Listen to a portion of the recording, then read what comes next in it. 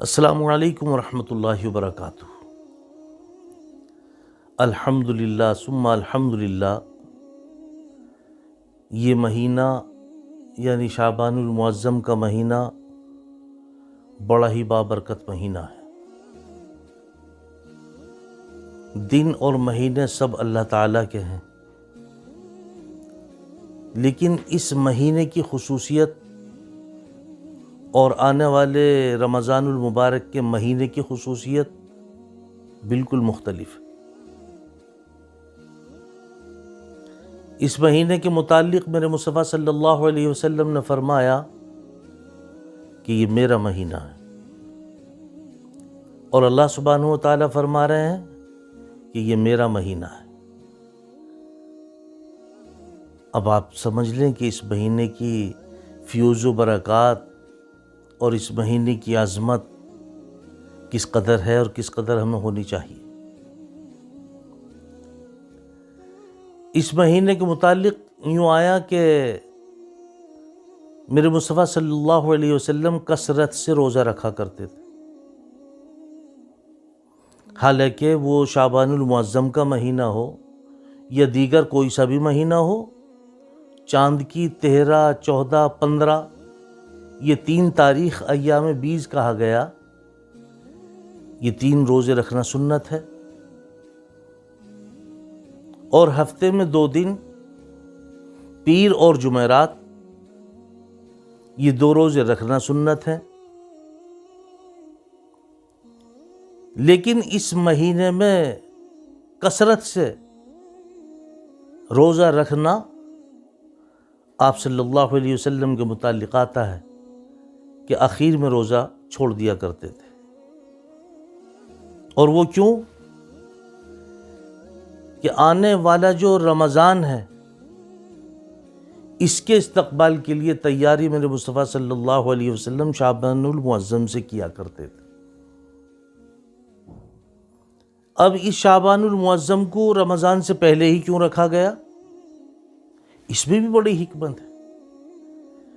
اس لیے رکھا گیا تاکہ میرے بندے اس مہینے میں جو گناہ کرتے ہیں ان گناہوں سے توبہ کر لیں، اور رمضان المبارک کے مہینے کا پاک اور پاکیزگی کے ساتھ استقبال کریں، اس میں شامل ہو جائیں۔ اس وجہ سے اس مہینے کو رمضان سے پہلے رکھا گیا تاکہ میرے بندے اپنے گناہوں کی توبہ کر کے رمضان میں شریک ہو جائیں۔ اب اس مہینے کے متعلق ایک بات میں آپ سے اور عرض کر دوں کہ اقوال جو بزرگوں کے اقوال ہوتے ہیں بھلے ہی حدیث شریف سے ثابت نہ ہوں، لیکن بے سود نہیں ہوتے، زود اثر ہوتا ہے۔ آپ صلی اللہ علیہ وسلم نے فرمایا اس مہینے میں یعنی شعبان المعظم کے مہینے میں اگر کسی شخص نے 3000 مرتبہ مجھ پہ درود پاک بھیجا تو بروز محشر اس کی شفاعت مجھ پہ کرنی واجب ہو جائے گی۔ بروز محشر اس کی شفاعت مجھ پر واجب ہو جائے گی، ایک مہینے میں یعنی شعبان المعظم کے پورے مہینے میں 3000 مرتبہ۔ کچھ زیادہ ہے؟ زیادہ تو نہیں ہے، آپ خود سمجھ لیں، زیادہ نہیں ہے۔ اگر آپ عصر کی نماز سے لے کر مغرب کی نماز تک اپنے آپ کو فارغ کر دیں تو میں سمجھتا ہوں 3000 مرتبہ کیا آپ 30,000 مرتبہ پڑھ لیں گے ایک مہینے میں؟ لیکن آپ نے فرمایا 3000 مرتبہ۔ کتنے مرتبہ؟ 3000 مرتبہ۔ اس کا اہتمام کرنا چاہیے، اور درود پاک کی بڑی فضیلت ہے۔ ہاں، درود پاک کی بڑی فضیلت ہے۔ جب ایک مرتبہ میرے مصطفیٰ صلی اللہ علیہ وسلم پر کوئی شخص درود پاک بھیجتا ہے تو فرشتہ ایسے لے کے پہنچتا ہے، فلاں کا بیٹا فلاں اس نے آپ کی خدمت میں درود پاک پیش کیا ہے، قبول فرما لیجیے۔ یعنی آپ کا نام گیا، آپ کے ابا کا نام گیا،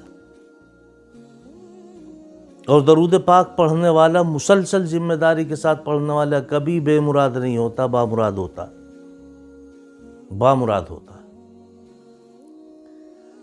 بہرحال بہت سی احادیث ہیں درود پاک کے تعلق سے، لیکن ہم اس مہینے کے تعلق سے آپ سے بات کر رہے ہیں کہ اس مہینے میں 3000 مرتبہ درود پاک پڑھنے کا اہتمام کریں۔ اللہ ہم سب کو عمل کی توفیق نصیب فرمائے۔